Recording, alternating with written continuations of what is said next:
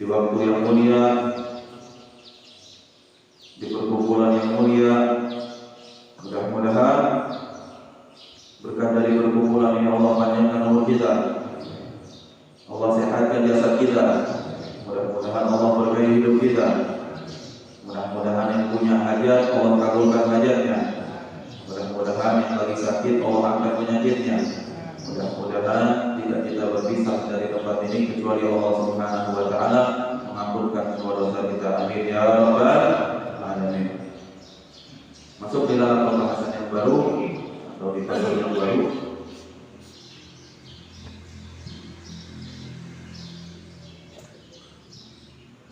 Di dalam pembahasan terkhususnya mengenai pertanyaan-pertanyaan yang diberikan terhadap para ulama. Qala Allah Ta'ala jalla dzikruhu fil haqi ala su'alil ulama al-amilin fi ma ashkala 'ala al-insan min umuri din fas'alu ahla dzikri in kuntum la ta'lamun. Di dalam bab yang baru ini musannif atau pengarang kitab yang langsung menukil daripada perkataan Allah Subhanahu wa taala di dalam ayat Al-Qur'an. Allah Subhanahu wa taala mengatakan fas'alu ahla dzikri in kuntum la ta'lamun. Tanyalah ya ahla dzikri, mereka para ulama atau para orang alim yang bisa mengajarkan kita tentang syariat-syariat agamanya Allah Subhanahu wa taala. In kuntum la ta'lamun, kalau terjadi sesuatu pada kalian problematik dalam urusan syariat, itu perintah dari Allah Subhanahu wa taala. Dalil bahwasanya kita sebagai umat muslim ketika mempunyai iskal atau problem khususnya di dalam urusan akhirat, maka tanyakanlah kepada ahli dzikri atau para ulama di dalam urusan apapun mengenai urusan syariat. Bahkan di dalam tafsir dijelaskan bahwasanya walaupun di dalam urusan dunia, maka jangan sungkan untuk bertanya. Tanyakan apa yang perlu kita tanyakan, maka ambillah manfaat dari pertanyaan tersebut. Qala Syekhul Imam Abdullah bin Al-Haddad nafa'allahu bih, berkata Al-Imam Abdullah bin Al-Haddad, mudah-mudahan Allah memberikan kita manfaat semua berkah. Mengenang nama beliau mengatakan as-su'alu miftahun yatawassalu bihi ila ma fi suduri wal qulubi min ma'anil ulumi wal asraril ghuyub. Beliau mengatakan as-su'al, pertanyaan, miftahun adalah kunci. Pertanyaan adalah kunci. Yatawassalu bihi ila ma fi sudur, untuk mengarahkan pertanyaan tersebut, keberkahan tersebut ke dalam hati seseorang,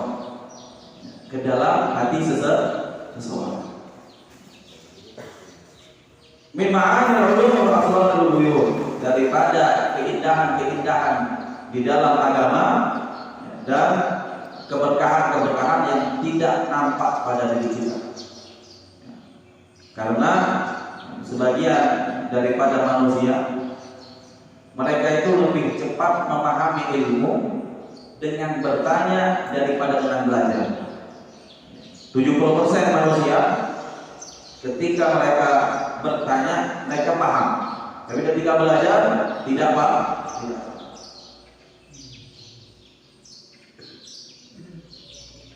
Kenapa? Karena dengan bertanya kita itu dapat 4 hal. Dengan bertanya kita itu dapat 4 hal.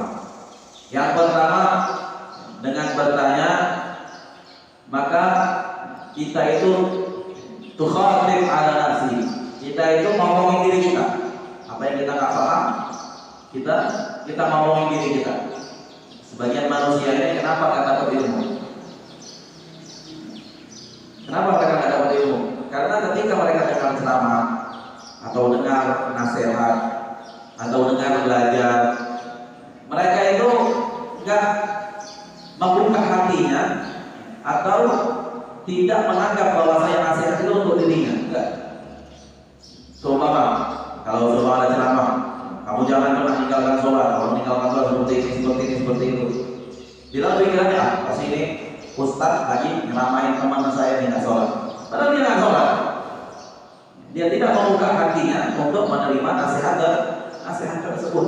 Maka dengan bertanya, dia paham bahwasanya saya ini bodoh, saya ini nggak mengerti. Maka saya bertanya. Ketika kita berani bertanya, maka Allah membuka hati kita sehingga ilmu tersebut masuk ke dalam diri kita. Yang kedua, dengan bertanya, maka manfaat tersebut akan dimiliki orang yang ramai, bukan hanya diri kita saja.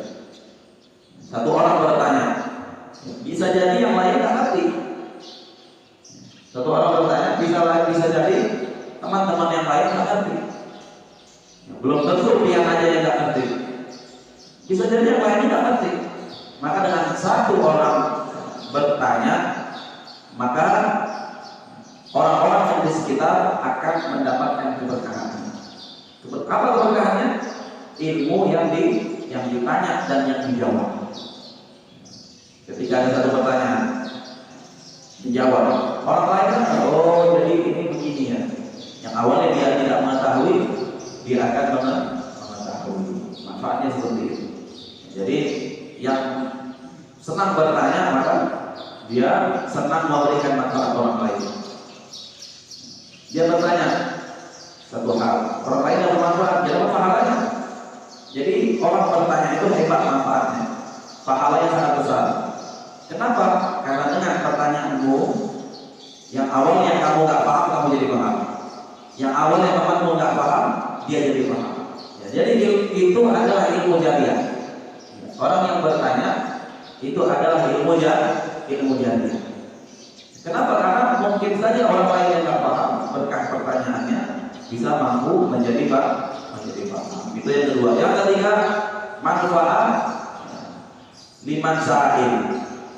Manfaat yang sangat besar bagi yang bertanya dan manfaat yang sangat besar bagi yang ditanya. Ketika ada seseorang yang bertanya kepadamu, bukan hanya saja dia yang mau dapat manfaat, kamu juga dapat manfaat. Manfaatnya apa bagi dirimu? Oh, kamu bisa mengulang pelajaran.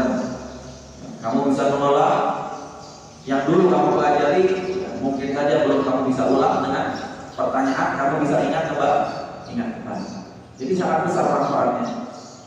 Sangat barokah orang yang bertanya. Bukan manfaatnya bagi kamu saja, tapi bagi yang menjawab pun dapat manfaat. Bahkan guru-guru kami itu, kalau kami masuk kelas, ketika kami masuk kelasnya, masuk belajar, satu-satu itu harus nanya di setiap pelajaran, satu-satu itu harus membuat satu pertanyaan. Manfaatnya untuk apa? Yang kita tanya kita paham, yang menjawab pun akan mengulang pelajaran. Jadi keberkahannya sangat banyak. Bertanya keberkahannya sangat banyak. Yang keempat, yang terakhir, ketika orang yang bertanya ilmu agama, maka dia pegang satu kunci. Kunci apa? Kunci ilmu. Kunci ilmu. Karena sesungguhnya ilmu itu bukan hanya belajar, bukan. Dia belajar seperti ini. Itu bukan kuncinya. Ibaratnya nih, dia mau masuk suatu ruangan. Ketika pian belajar, pian itu hanya lihat pintunya saja tanpa bisa masuk. Pian belajar. Pian belajar seperti ini, belajar sama kiai yang lain, sama habib yang lain, sama ustaz yang lain. Itu pian hanya bisa melihat pintu, namun tidak bisa membukanya. Kenapa? Karena tidak bisa buka, karena tidak ada kuncinya. Tapi kalau dia bertanya, belajar dan bertanya, dia bisa melihat atau menerawang pintu yang ada dan bisa membuka pintu tersebut dengan kunci. Maka dikatakan as-su'alu miftahul al-ilm. Pertanyaan itu adalah kunci ilmu. Jadi yang tak bertanya nggak mungkin dapat kuncinya. Jadi lewat-lewat saja kita belajar tanpa bertanya.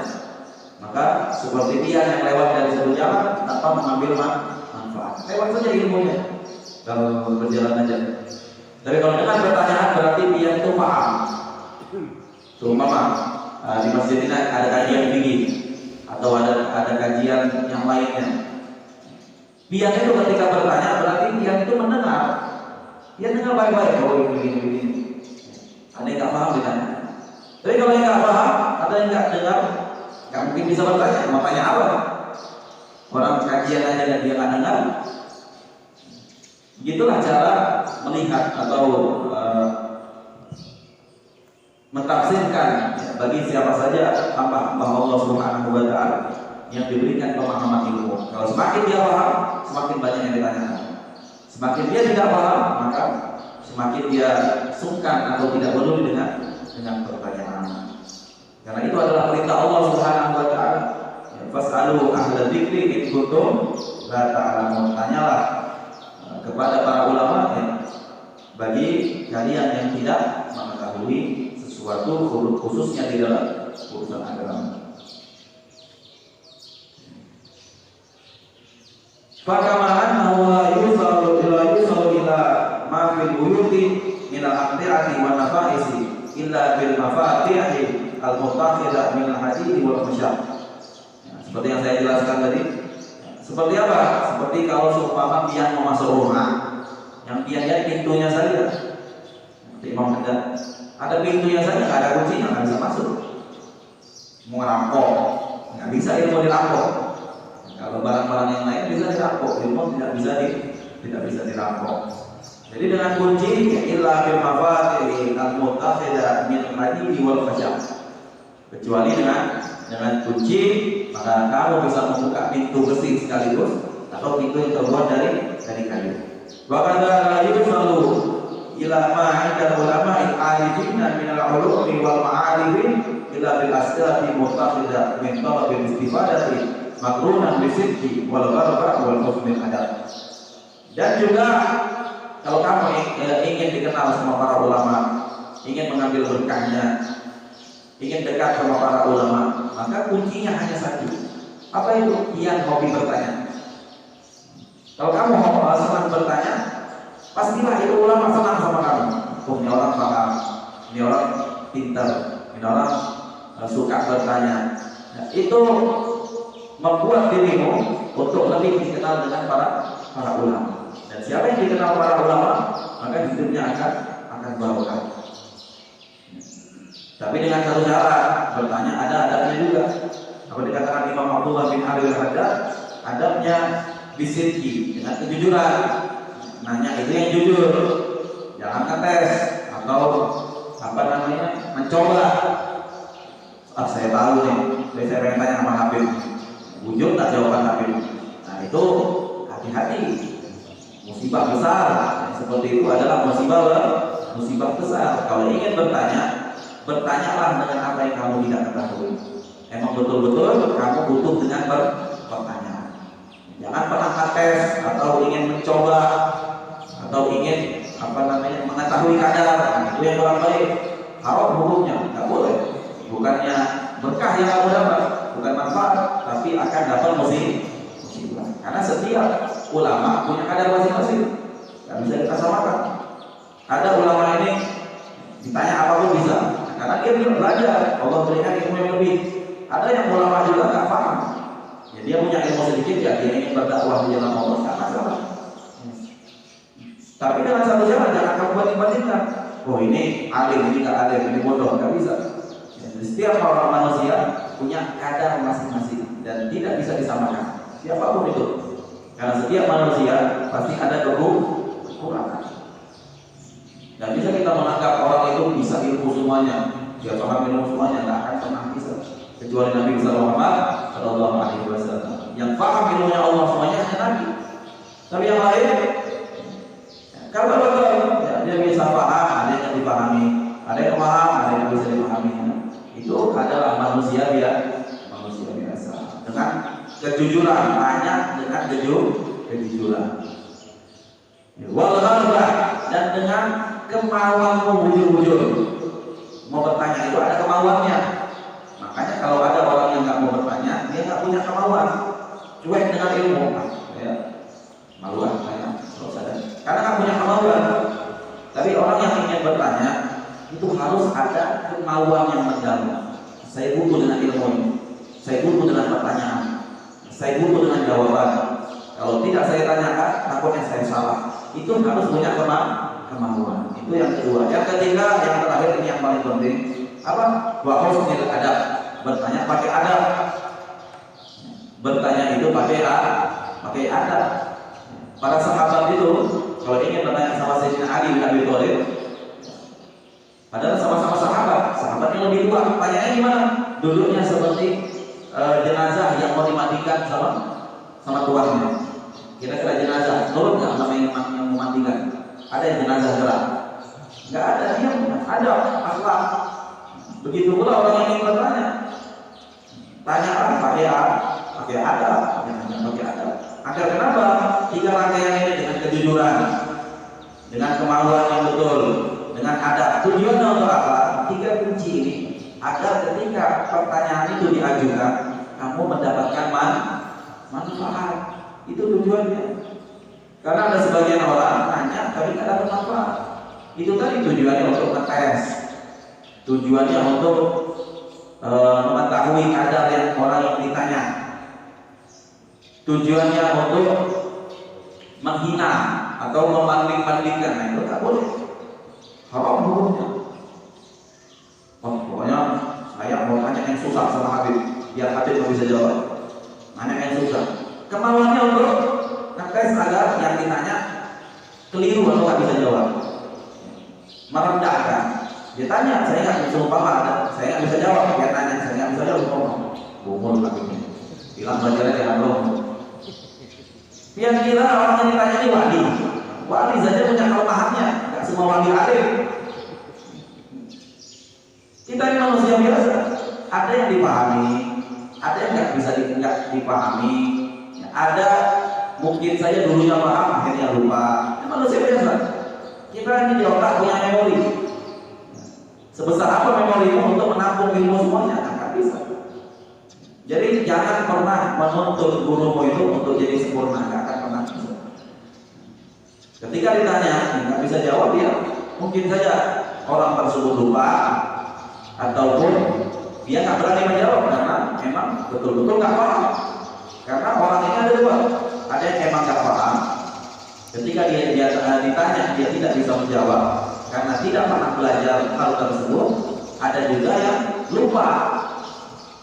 Manusia mahal buat yang namanya manusia tempatnya salah dan juga tempat lupa. Jadi kalau ada manusia lupa itu hal yang wajar. Jangan nanti dia tanya sama ulun kagak bisa jawab.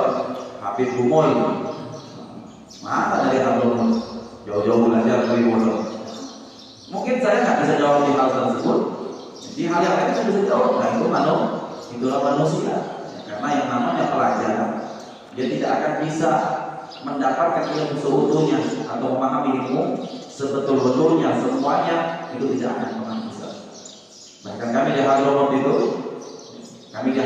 ini itu nggak dianjurkan untuk memahami semuanya, nggak dianjurkan.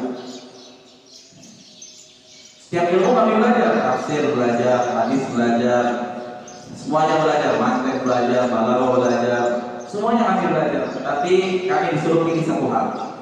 Kamu ketika pulang, apa yang kamu mau khususkan di dalam pelajaran?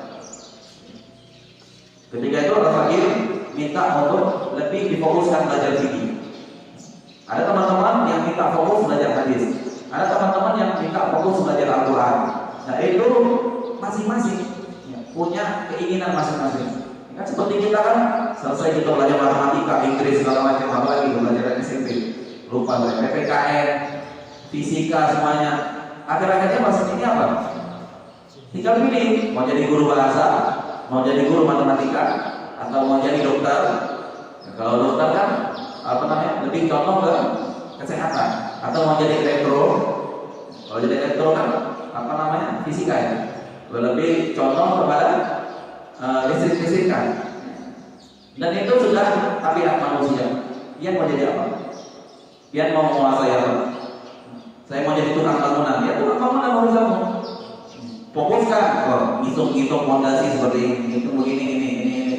Nah itu sudah tabiat atau kelebihan daripada manusia yang Allah berikan, dan juga kekurangan manusia yang tidak bisa memahami semuanya. Jadi ketika mungkin saja Anda bertanya fikih sama saya, mungkin saya menguasai. Tapi Anda bertanya sama saya tafsir ataupun hadis, saya tidak bisa menjawab karena saya tidak menguasai. Nah itu manusia, sebaik-baik manusia yang mengakui kadarnya. Yang mengakui kadar, kita tahu kita manusia biasa. Mungkin kalau dia bertanya, Habib Hasan pahamnya apa? Saya paham fikih karena saya belajar fikih banyak. Puluhan kitab saya hafal fikih. Habib Hasan paham hadis, saya bisa berkata hadis, tapi nggak bisa menjawab. Paling gitu aja. So mama fondasi ya, saya ngerti begini-gini aja, tapi nggak bisa jawab, nggak bisa ngitung. Nah itu manusia. Habib Hasan pintar fikih, tapi nggak pintar tafsir. Emang gitu, itu manusia. Dan saya akui karena setiap manusia punya kelemahan. Apakah Habib Hasan bisa mengajar hadis? Bisa. Tapi untuk yang mengajar yang dalam atau mengajar yang betul-betul, saya mau Pak khusus atau mau belajar betul-betul sama saya, terutama sanad segala macam, mungkin saya agak mundur karena bukan bidang saya. Guru matematika nggak bisa mengajar bahasa Inggris, bisa tidak? Nggak bisa, karena dia fokus di matematika. Begitu juga guru bahasa Inggris nggak bisa mengajar matematika karena dia fokus dalam urusan bahasa. Itu manusia. Yang penting selagi apa yang diajarkan tidak keliru dan apa yang diajarkan sesuai dengan syariat dan tidak menyesatkan, maka itu adalah ilmu yang bermanfaat. Karena terkadang banyak manusia belajar tapi tidak mendapatkan ilmu yang bermanfaat. Nah itu yang keliru. Makanya kata para ulama, bahwa kullu fatat kullu, yang mau semuanya. Saya mau fakih, saya mau paham fikih betul-betul, saya mau paham hadis, saya mau paham tafsir, saya mau paham tauhid, saya mau paham ini semuanya. Bahwa kullu fatat kullu, yang mau semuanya tidak mungkin dapat apa-apa. Yang mau semuanya tidak mungkin bisa paham apa-apa. Dia belajar hadis, dia belajar ini, dia fokuskan semua, tidak akan bisa paham. Makanya di Hadramaut itu tarbiyah yang sangat baik. Di Hadramaut itu anak di umur 15 tahun sudah disuruh memilih, kamu mau apa? Saya mau hafal Al-Quran, belajar Al-Quran, hafalkan Al-Quran, jangan belajar yang lain. Belajar fikih belajar, tapi sedikit aja. Sholat bagaimana, puasa bagaimana, hukumnya bagaimana. Hanya depannya saja, hanya bagian depan saja, tanpa sampai ke akar. Karena dia fokus ke Al-Quran. Karena orang yang hafal Al-Quran yang harus betul-betul diulang. Nggak bisa nggak diulang, setiap hari harus diulang. Karena kalau tidak diulang maka Al-Quran akan cepat sirnanya. Maka orang menghafal Al-Quran, kalau ditanya fikih bisa jawab dia, karena dia nggak belajar fikih. Jangan disamakan. Karena menghafal Al-Quran dia bisa pagi, dia bisa menjadi muhaddis, nggak bisa, karena dia fokus di dalam menghafal Al-Quran. Nah, itu sudah manusia. Karena manusia punya memori biasa. Apalagi kalau sudah menikah, sudah punya anak, sudah punya istri, sudah punya tanggungan, memorinya hilang lagi apa? Ya Allah bebas anak, ya Allah susu anak, ya Allah ini. Akhirnya bukan ilmu lagi dia pikirkan, tapi urusan kehidupan. Nah itu sudah manusia biasa. Makanya kata guru-guru kami semasa masih muda, belajarlah sungguh-sungguh, gak punya tanggungan. Yang ditanggung apa? Ini mau hafal, belajar, macam hafal Al-Quran, dia bisa mampu. Yang nggak bisa minimal hafal di ayat-ayat yang penting. Nah, ketika kamu sudah menuai kehidupan keluar dari pondok, itu yang namanya kehidupan. Semasa di pondok itu bukan kehidupan namanya. Dia punya anak di pondok. Di pondok itu bukan masa hidup namanya, masa enak. Kenapa? Karena orang tua yang membiayakan. Kita hanya belajar saja, makan, tidur, dikasih ilmu, makan, tidur, dikasih ilmu, makan, tidur, dikasih ilmu. Itu kerjaan anak pondok. Nggak ada kesusahannya. Tidur, bangun, makan, sudah disediakan. makan, belajar, istirahat lagi. Habis istirahat, sholat, makan. Begitu aja kegiatannya. Gak ada mikir begini, gak ada mikir begitu, gak ada mikir nyari duit, gak ada mikir listrik, gak ada mikir seperti ini. Tapi kalau dia sudah keluar, itu yang masih saya terkenang-kenang dari nasihat guru-guru kami. Setiap hari beliau begitu.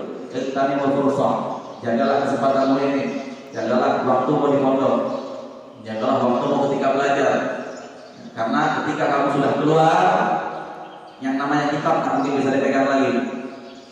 Yang namanya Al-Quran tak mungkin bisa dihafal lagi. Yang namanya ilmu tak mungkin bisa difokuskan lagi. Jadi jagalah waktu ketika di pondok. Dulu nggak ngerti, saya nanti tetap aja belajar nanti. Saya nanti tetap mau hafal Al-Quran. Saya nanti tetap mau menghafal hadis. Nyatanya ketika pulang, awal-awal aja, baca kitab terus. Masih kegiatan di pondok, masih nyangkut. Sebulan, 2 bulan terkikis. Punya anak lagi terkikis. Punya tanggungan terkikis. Sampai satu hari itu nggak pegang kitab. Nggak pegang kitab kecuali mengajar saja. Itu aja. Nah itu sudah manusia biasa. Makanya ketika ada waktu dimanfaatkan sebaik mungkin. Nggak ada orang itu sudah punya anak, sudah punya tanggungan bisa belajar fokus itu nggak mungkin bisa. Dan saya pun merasakan pengen baca kitab malam-malam belajar atau mengulang atau menghafal. Baru ini anak nangis. Ya, tolong ya. Mau begini, akhirnya ini ya. Nah itu manusia, betul kan? Itu manusia.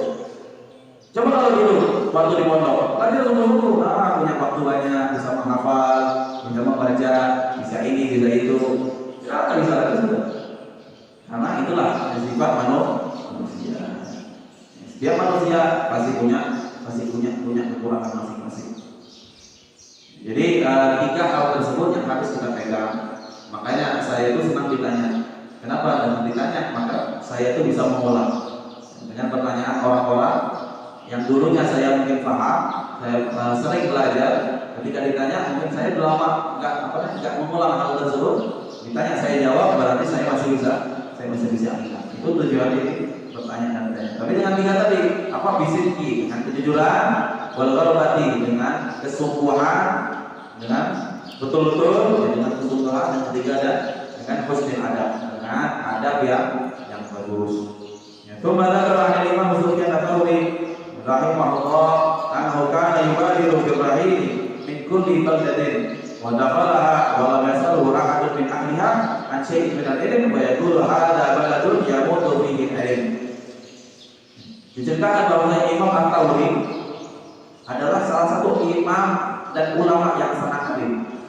Imam Sufyan Ats-Tsauri. Ada yang tak kenal beliau di zamannya. Imam Sufyan Ats-Tsauri ini salah satunya adalah kelebihannya beliau itu hobi ditanya.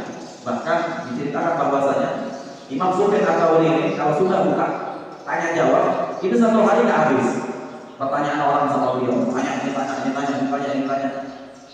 1 hari itu full untuk meladeni pertanyaan daripada tolibul ini, daripada penuntut ilmu. Dan itu kelebihan beliau, hobi ditanya. Kata Imam Sufyan Ats-Tsauri, saya itu kalau ada tempat saya datangi banyak yang bertanya, saya senang punya. Berarti ini tempat ilmu masih ada. Tapi kalau saya datang saya ngajar di tempat tersebut nggak ada yang bertanya, maka saya sedih. Kenapa? Karena di tempat ini ilmu nggak ada. Karena mau menandakan di tempat tersebut ada orang alim atau ada orang yang paham ilmu atau tidak, pasti dengan pertanyaan. Dengan pertanyaan maka dia akan mampu untuk memahami apa yang ditanya. Bahkan Sibli dan begitu pula Imam Sibli rahimahullah, mudah-mudahan Allah merahmati beliau. Idza jalasa fi halaqati wa lam yasalu ahadun yatlu qawlahu ta'ala wa wada'a al-qawla 'alaihim bima zalamu fa hum la yaqtibun. Imam Sibli ketika beliau setelah majelis dia tanya, ada yang bertanya? Enggak ada. Ada yang bertanya? Enggak ada. Dia langsung sindir dengan perkataan apa? Allah Subhanahu wa ta'ala mengatakan wa wada'a al-qawla 'alaihim bima zalamu fa hum la yaqtibun. Setelah Allah berikan perkataan pada mereka semua, dia punya mulut. Tapi dia zalimi mulutnya dengan apa? Dengan diam, dengan tidak ketahuan. Jadi kalau kita setelah pengajian kita tahu ada yang penting, tapi kita tutup mulut kita, berarti kita zalim sama mulut kita. Kenapa? Karena gunanya mulut untuk apa? Untuk ngomong. Gunanya ngomong apa? Bertanya. Karena dengan pertanyaan itu adalah ngomong yang bermanfaat. Ini nanti bertanya mau. Ini kalau gibah cepat mulutnya, buka lebar. Saya kalau tanya nggak mau. Makanya Allah Subhanahu Wa Taala menyindir kita dengan apa? Bahwa kalau alaihi dzalama bima dzalamu fahum la yanzurun. Allah telah memberikan mereka ucapan, dia bisa mengucap. Siapapun bisa mengucap, punya mulut, bukan orang bisu. Tapi bima dzalamu, tapi dia mendolimi mulutnya, mendolimi ucapannya. Dengan apa? La yanzurun. Dia tutup mulutnya ketika dia tidak mengetahui ilmu agama, termasuk orang yang zalim. Wa Nabi sallallahu alaihi wasallam, adapun Nabi sallallahu alaihi wasallam beliau mengatakan, al-ilmu khazain mafatihuha su'al. Ilmu itu adalah harta karun. Ilmu adalah harta karun. Mafatihuha su'al, dan kunci harta karun adalah dengan pertanyaan. Karena ilmu adalah harta karun. Untuk membuka harta karun harus punya password atau harus punya kunci agar harta karun tersebut bisa dibuka. Ala fasalu wa innahu yu'jaru bihi arba'atun. Kenapa? Karena dengan pertanyaan maka dapat pahala 4 derajat. 4 orang ini derajatnya sangat mulia di mata Allah Subhanahu Wa Taala dengan pertanyaan. Yang pertama asail, orang yang bertanya dapat derajat yang tinggi di mata Allah Subhanahu Wa Taala. Lebih besar siapa derajatnya? Orang yang bertanya sama orang yang ditanya. Lebih besar derajat orang yang bertanya, karena dengan dirinya dia memberikan manfaat kepada orang yang ditanya dan kepada orang yang bisa ditanya. Jadi kalau mau dibilang derajat yang pertama, yang paling tinggi adalah derajat orang yang bertanya. Jadi pian yang bertanya bukan pian bodoh, bukan. Tapi pian itu cinta dengan ilmu. Yang kedua asail, derajat yang kedua adalah derajat orang yang menjawab. Derajat orang yang menjawab itu sangat besar di sisi Allah Subhanahu Wa Taala. Yang ketiga al-mustami', yang ketiga derajat orang yang mendengar. Satu orang bertanya, pian-pian mendengar, dia dapat pahala juga. Tapi derajat yang ketiga. Yang keempat al-muhib lahu, yang keempat orang yang cinta dengan orang-orang yang hobi bertanya. Karena terkadang orang kan ada yang nanya, ini orang nanya terus tambah lama ini. Nanya terus, kayaknya semua mulutnya nih nggak bisa ditutup. Kalau kan ada gitu. Ada orang yang tidak senang atau yang sumpah. Kalau di dalam suatu perkumpulan itu orang bertanya terus dia sumpah, pusing, mau cepet kabur. Nah ini kan ada bermanfaat. Tapi paling minimal dia nggak masalah. Walaupun saya nggak ngerti, walaupun saya nggak hobi dengar, tapi kalau ada pertanyaan saya senang. Mungkin kalau dia senang saja, dia dapat derajat yang keempat. Jadi tinggal pilih mau derajat yang mana. Yang paling besar pahala yang bertanya. Yang kedua yang menjawab. Yang ketiga yang mendengar. Yang mendengar ini maksudnya dapat manfaat juga. Dengan pertanyaan tersebut dia mengerti. Atau yang keempat dia akan mendengar juga. Tapi saya nggak benci, terserah. Mau 10 orang nanya, 20 orang nanya, ya selagi manfaat dia senang. Walaupun dia nggak paham, walaupun dia nggak peduli, tapi dia senang dengan orang pertanyaan, maka dia tetap dapat pahala. Jadi kalau ada orang benci atau dia menggibah temannya, nanya terus itu, kayak sekian lo, lebay lo tanya terus, nah itu yang tidak dapat manfaat sama sekali. Bahwa terdapat buah dan juga dijelaskan di dalam hadis, husnul su'al nisful ilm. Sebaik-baik pertanyaan yang kamu siapkan adalah barokahnya kamu dapat setengah ilmu. Subhanallah. Nabi yang mengatakan, kamu siapkan dari rumah seumpama saya mau pengajian Habib, saya tulislah pertanyaan ini, atau nanti saya tanya ini ya, sudah dipersiapkan. Kamu mempersiapkan itu, kamu dapat setengah pahala daripada Allah berikan keilmuan yang ada di dunia. Nabi yang mengatakan, husnul su'al nisful ilm. Makanya disiapkan pertanyaannya, jangan tidak disiapkan. Beda antara orang yang betul-betul ingin mempersiapkan sama orang yang langsung bertanya, beda. Kamu di rumah sebelum datang ke sini, kamu siapkan pertanyaan, itu dapat berkah dari Allah Subhanahu wa taala, dapat pahala. Pahalanya adalah setengah ilmu agama, subhanallah.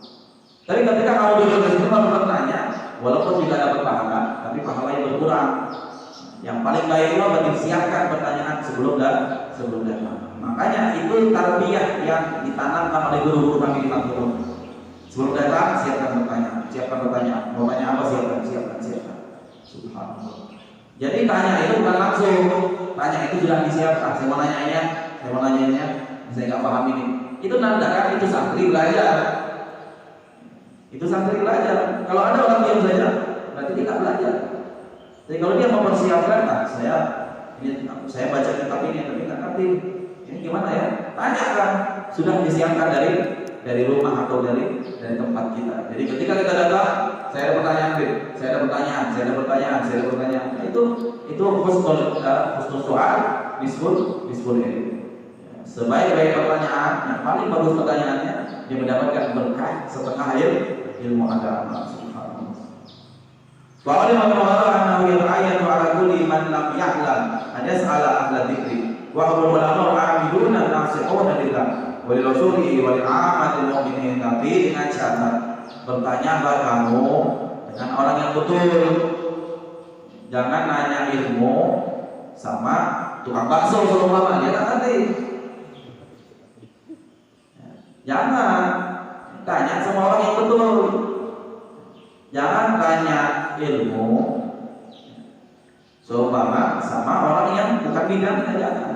Kan ada ulama banyak, ada thalibul ilm banyak, ada pelajar banyak. Ya, tanyalah sesuatu hal pada tempatnya. Tanya sesuatu hal itu pada tempatnya. Dan jangan pula bertanya hal yang sama dengan guru-guru yang lain. Nah, itu yang salah. Kalau sudah tanya satu orang, cukup dengan tanya satu orang. Enggak usah tanya ke orang lain. Kenapa?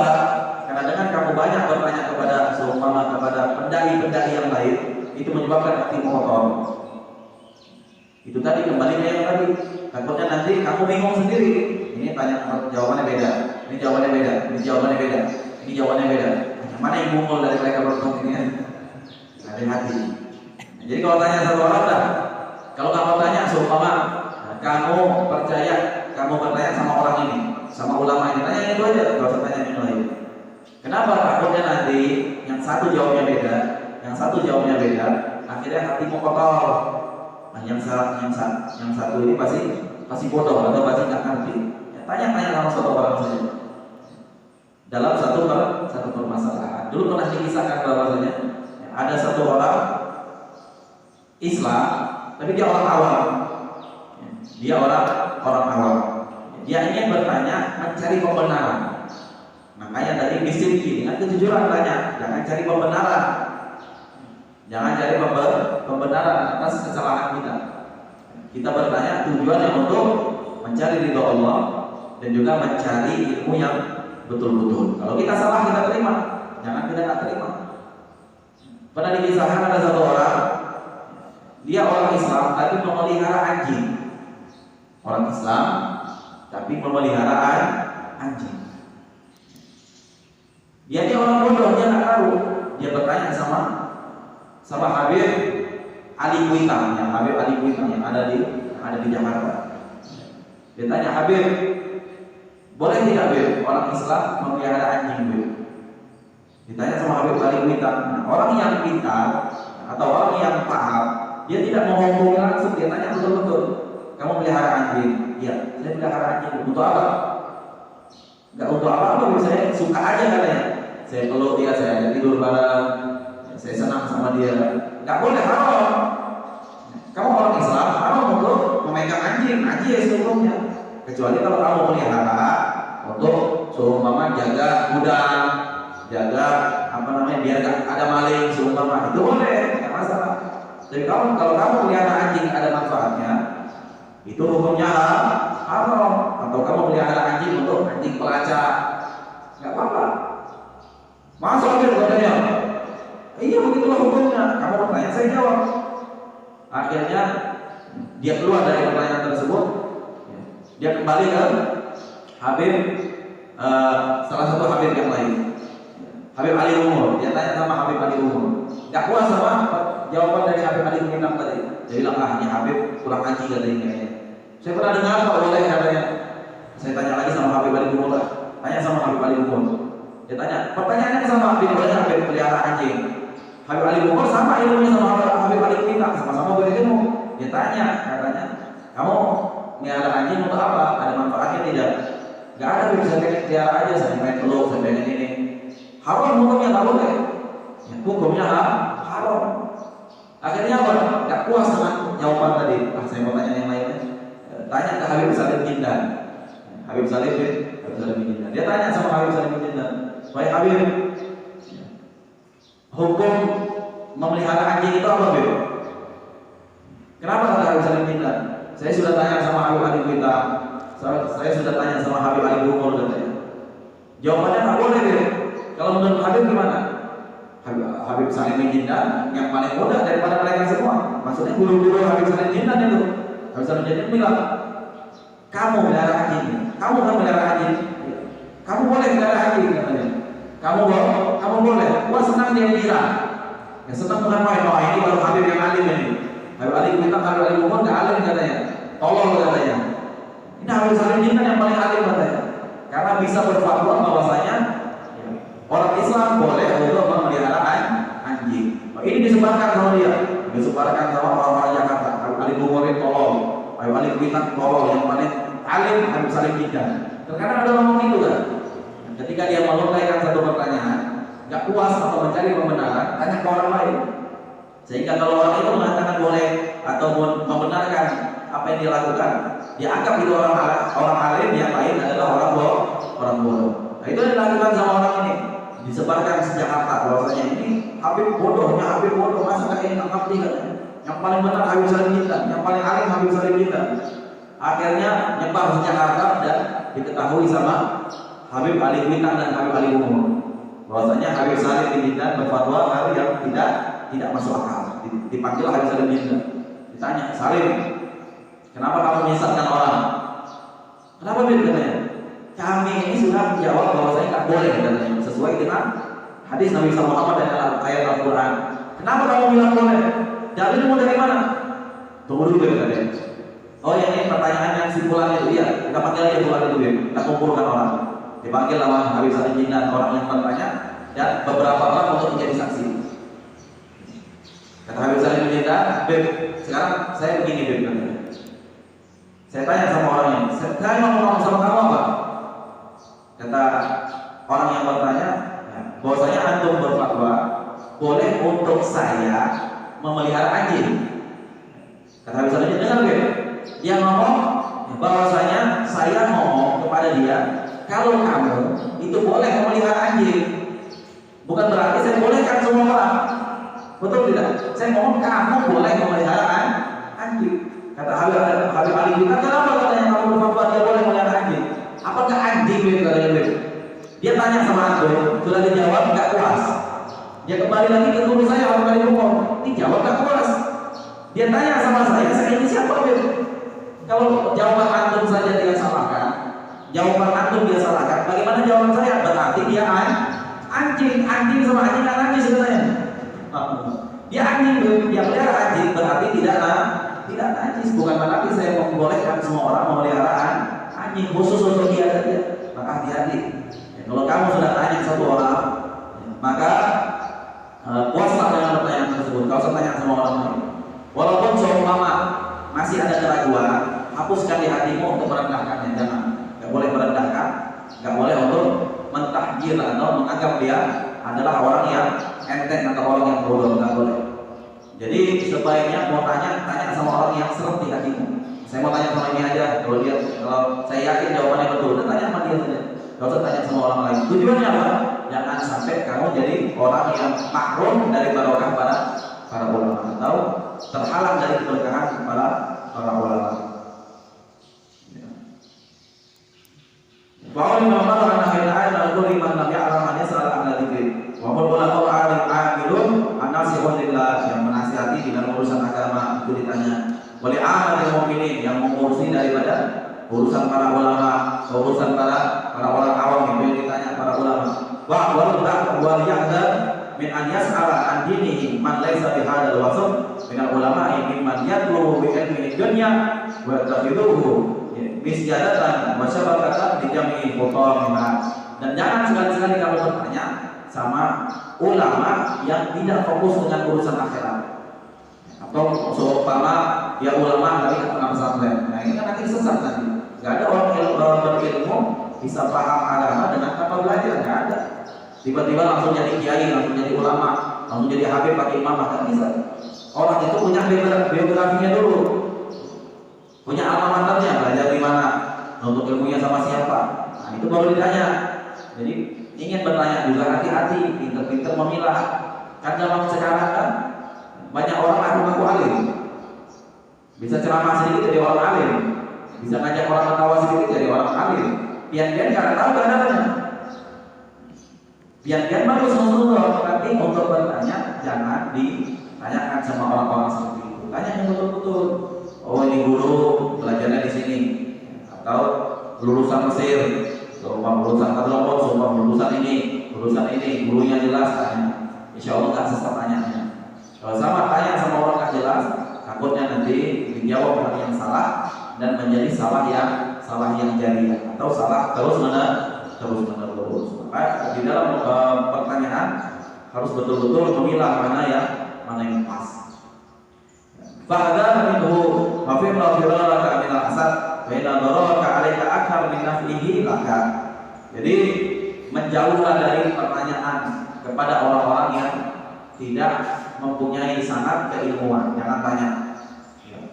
Sampai dikatakan oleh para ulama ini, kamu pergi sama mereka sebagaimana kamu dikejar sama macan. Kira-kira kamu dikejar sama macan, pergi atau enggak? Ada orang tanya sama macan ke Masina. Kabur kan Masina? Begitu pula kaburlah kamu dari pertanyaan dengan orang-orang yang tidak mempunyai sanad keilmuan. Kenapa? Karena takutnya nanti kamu menjadi sesat. Fa inna dararahu 'alaika akthar min naf'ilaka. Karena keburukan, kejahatan, bala dan musibahnya lebih besar daripada manfaat ketika kamu bertanya. Di anna man lam yu'man 'ala dini nafsi fa kaifa yu'manu 'ala dini ghairihi fa'am. Kenapa? Karena untuk dirinya saja dia tak punya ilmu. Kamu tanya sama temanmu, temanmu itu orang awam, kamu tanya agama, kira-kira dia bisa jawab atau tidak? Tidak bakal bisa ngerti. Adapun dia ngerti, takutnya dia jawab sembarangan. Ujung-ujungnya sesat aja. Jadi hati-hati bertanya itu harus dengan kualitasnya masing-masing. Bagaimana dia tidak bisa memahami untuk dirinya, bagaimana dia ingin menyebarkan kepada orang lain? Tidak bisa. Tidak akan pernah bisa untuk menyebarkan kepada orang yang lain. Wallahu a'lam bishawab. Subhanallahi wa bihamdihi, nashhadu an la ilaha illa anta, nastaghfiruka wa natubu ilaik. Wassalamualaikum warahmatullahi taala wabarakatuh. Ya Rabbana tarafna bi annana tarafna wa annana ashrafna ala lahda ashrafna fatub alaina tauba taghfir li kulli hauba wastur lana al-awradi wa amin ar-rawadi waghfir li walidina rabbi wa mauludina wal ali wal ikhwani wa sa'iril khilani wa kulli dhi ma'aba aw jiratin aw sohba wal muslimina ajma' amin ya rabbi asma fadlan wa judan laka la iktisabi minna bil mustafa rasulin a'adhi kulli suli qala wa sallam rabbi alaihi adal abdi wa alihi wa sahbihi sahbi walhamdulillahi fil badri wat tanahi walhamdulillahi fil badri wat tanahi bismillahirrahmanirrahim. Iya dan aku ya saya masyarakat tapi surah ada yang mau tanyakan mungkin silakan.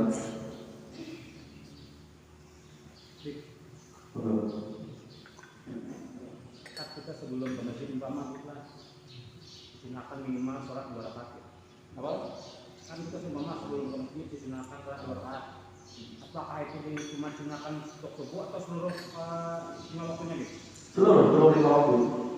Seluruh 5 waktu sunnah sebelum ke masjid itu sholat dulu di rumah.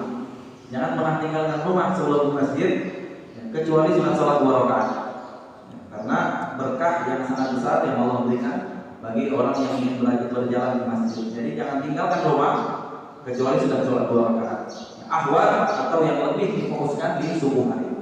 Ya, yang lebih difokuskan itu di subuh hari.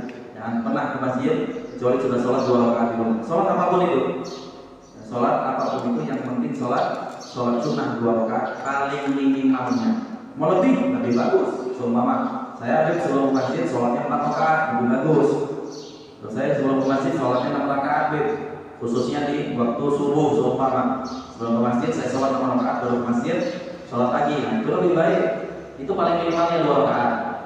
Tujuannya untuk apa? Jangan sampai meninggalkan rumah kecuali sudah meninggalkan barokah. Mau tanya lagi?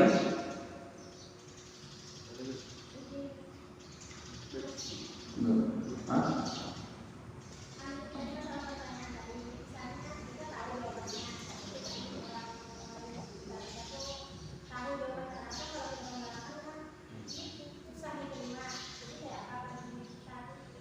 Oh, jadi yang bertanya tujuannya untuk dapat untuk orang lain lah, nggak masalah, nggak apa-apa. Selagi pian itu bertanya bukan untuk merendahkan.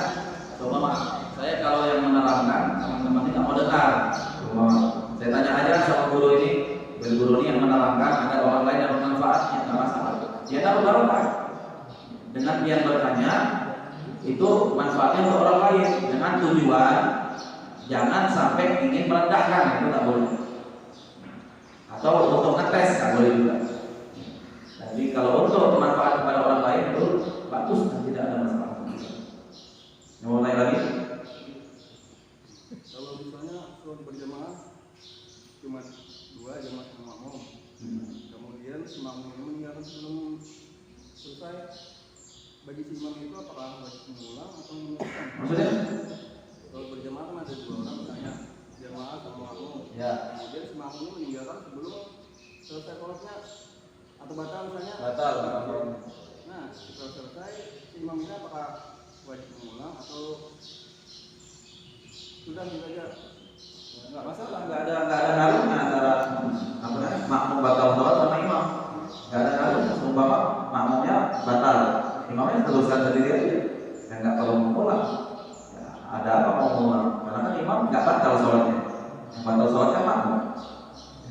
Bahkan imam itu enggak wajib juga berniat untuk jadi imam. Enggak wajib. Saya menjadi imam sholat subuh tadi. Apakah wajib saya berniat menjadi imam? Enggak wajib. Hukumnya sunnah. Yang wajib saya makmum. Kan dia yang ikut sama saya kan jadi godanya, saya kan jadi panutannya ibaratnya, saya jadi tuannya, saya jadi imamnya. Biarnya makmum, biarnya wajib berniat menjadi makmum. Saya nggak wajib menjadi imam, niat menjadi imam kecuali dalam sholat Jumat. Sholat Jumat wajib, kenapa? Karena antara imam sama makmum itu terhitung di antara 40 orang yang wajib sholat di satu masjid, minimal 40 orang. Jadi sang imam wajib berniat menjadi imam.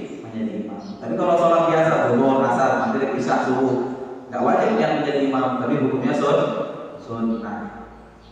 Tapi makmum yang ingin ikut sholat sama saya tadi subuh, ya itu maka wajib niat menjadi makmum. Jadi kalau semua pihak semua batal, semua kentut semua ya satu masjid, saya pingsan di sini.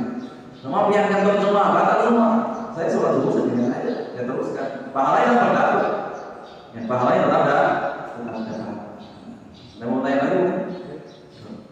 Yang tidak boleh dilakukan sholat sunnah itu di waktu apa aja? Yang tidak boleh dilakukan sholat sunnah. Yang tidak boleh dilakukan sholat sunnah kaibet jauh dari itu. Masih ingat nggak? Habis sholat asar. Sholat asar, habis sholat subuh. Yang tidak boleh dilakukan untuk sholat sunnah. Seperti ini, seperti waktu ini sebelum waktu isya. Jadi apa namanya gambarannya? Setelah dia melakukan sholat subuh, itu personal masing-masing. Personal untuk masing-masing. Seumpama haram untuk melakukan sholat sunnah setelah sholat asar, ya, atau di waktu asar. Kapan terjadinya? Ketika kamu sudah sholat asar. Jadi tetap, ya, qobliyah tetap dilakukan walaupun kamu sholat jam 5:30. Ya, qobliyah tetap dilakukan setelah qobliyah yang sholat asar. Nah, setelah sholat asar sampai maghrib itu jangan melakukan sholat sunnah. Ataupun begitu subuh juga. Ya, seumpama setelah sholat subuhnya seumpama dekat-dekat isya.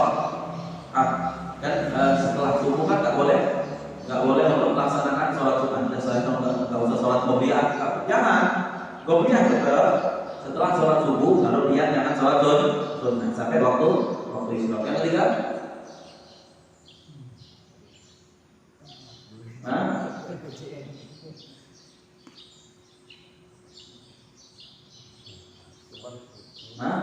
ada yang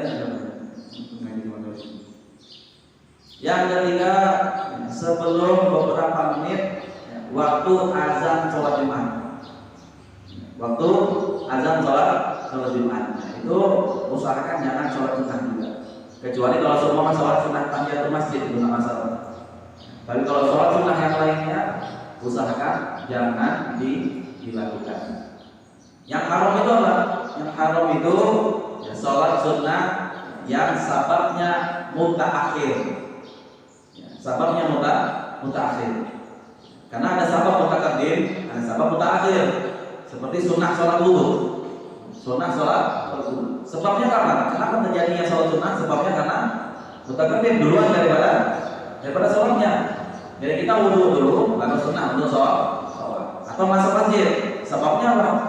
Masuk masjid dulu, berarti sebabnya ke depan daripada sholat. Itu yang diharamkan. Jadi sabab yang mutaakhir atau sebab sholat dulu baru sebabnya selesai, baru ada sebabnya, itu yang tidak diperkenankan. Jadi tempat-tempat itulah yang diharamkan untuk melakukan sholat sunnah. Yang lain tidak masalah. Di waktu-waktu yang lain silahkan. Bahkan para ulama mengatakan walaupun menggodok sholat di waktu tersebut usahakan jangan. Walaupun untuk menggodok sholat. Walaupun sebagian ulama yang lain mengatakan tidak masalah. Kalau menggodok itu tidak masalah, tapi lebih baik dari waktu yang lain saja. Ada pertanyaan lagi? Contohnya kita pernah ketinggalan sholat Jumat, gimana cara Apa? Kalau kita pernah ketinggalan sholat Jumat, bagaimana caranya kalau kita mau Ya, bagaimana menggodok sholat Jumat? Ya, sholat Jumat itu salah satu sholat yang tidak bisa digodok. Kalau sudah ketinggalan selesai sudah. Jadi jangan pernah berharap bisa menggodok sholat Jumat, tapi godoklah dengan sholat duhur. Ya, karena Jumat nggak bisa digodok. Kalau yang ketinggalan sudah ketinggalan, tapi tetap wajib sholat duhur. Seumpama di hari Jumat dia nggak sholat, ketiduran, kalau saya tiduran, jangan sampai nggak sholat karena sengaja, haram. Tiduran Jumat, bangunnya jam 2 siang, tiduran, nggak apa-apa. Bangun, apakah harus menggodok Jumat? Tidak, sholat duhur. Sholat duhur seperti biasa, bukan menggodok. Karena Jumat adalah waktu duhur. Yang ketinggalan Jumat sholat duhur, jadi tidak perlu niat untuk menggodok, tidak perlu. Kecuali seumpama dia sholatnya besoknya seumpama atau di waktu asar baru menggodok zuhur namanya. Tapi kalau seumpama masih sholat zuhur di waktu Jumat, nggak usah pakai godok. Sholat ada, perlu disebutkan godok. Jadi kalau dia melewatkan waktu zuhur, semua sholat waktu asar. Jumatnya lewat, zuhurnya lewat, sholatnya waktu asar, baru sebutkan godok untuk sholat zuhur. Ini mulai lagi mungkin. Cuma kampung cuma kan jarang Jumatan ya, bikin masjid gitu. Kan yang di sana sudah Jumat itu 40 orang itu yang demikirin kan, bukan benda tamu, bukan musafir kan. Nah bagaimana anda kata seperti itu tingkat Jumat itu orang di rumahnya gitu, yang muslim gitu, pokoknya ada yang 20 orang atau 30 orang gitu, sisanya musafir atau adanya gitu, apakah itu dianggap sah? Ya. Seumpama ada satu kampung yang mukiminnya atau orang yang menetap di situ kurang dari 40, apakah sah untuk melaksanakan Jumat? Kalau emang mereka mau melaksanakan, sah. Tapi tidak melaksanakan tidak dosa. Kenapa? Karena sudah jatuh daripada kewajiban untuk melaksanakan. Jadi dikasih Allah dua pilihan. Yang mau melaksanakan tetap sah, boleh. Karena banyak ulama-ulama yang lain yang mengatakan cukup 12 orang boleh. Bahkan Imam Syafi'i pun pernah menyatakan di dalam perkataannya di kitab hanya 12 orang saja boleh. Tapi yang muhtamad atau yang masyhur yang dipegang sama Imam Syafi'i itu adalah 40 orang. Jadi kalau pian masih mau mengerjakan semua maaf, kalau nggak sholat Jumat ini kakan rasanya. Ibaratnya nggak ada yang tunggu-tunggu. Ayolah kita 10 orang kita kerjakan semua, kita 12 orang atau 10 orang semua kita kerjakan sholat Jumat. Nggak apa-apa, sah hukumnya. Tapi semua pian malas, malas sholat Jumat. Rezeki dari Allah. Bisa nggak sholat Jumat? Semua di tempat saya bisa nggak sholat Jumat? Dia nggak perlu keluar kemana-mana, dia tetap di situ dan nggak usah melaksanakan sholat Jumat. Kenapa? Karena dia tempatnya termasuk orang yang udur dalam mengerjakan sholat Jumat. Salah satu yang Hadramut itu ada yang namanya kampung Mashhad. Jadi di dekat Tarim, di daerah kota Tarim itu nggak jauh dari sana, mungkin perjalanan sekitar 2-3 jam. Ada yang namanya kampung Mashhad. Di situ ada pondok pesantren. Tapi orang kampungnya nggak ada, karena nggak ada kehidupan di situ atau susah mencari maisha, mencari duit susah di situ. Jadi orang-orang yang ada di kampung situ banyak kan keluar, dia ke Saudi, ke Jeddah, atau pindah ke Tarim. Jadi kampungnya kosong, tapi pondok pesantren ada. Apakah mereka sholat Jumat? Nggak sholat Jumat, ngapain? Nggak perlu sholat Jumat, nggak usah untuk melaksanakan sholat Jumat. Mereka hari Jumat ya seperti hari biasa saja, nggak ada perbedaannya. Karena orang kampung, walaupun ada masjid, orang kampung tidak cukup 40 orang, maka nggak perlu untuk melaksanakan sholat Jumat. Jadi kalau mereka ingin melaksanakan, nggak masalah, nggak apa-apa kalau ingin melaksanakan. Tapi kalau meninggalkan, mereka tidak mendapatkan dosa. Ada mau tanya lagi mungkin? Nggak ada? Mau tanya? Nggak ada. Wallahu a'lam bishawab. Subhanallahumma wa bihamdika. Nashhadu an la ilaha illa anta nastaghfiruka wa natubu ilaik. Wassalamualaikum warahmatullahi taala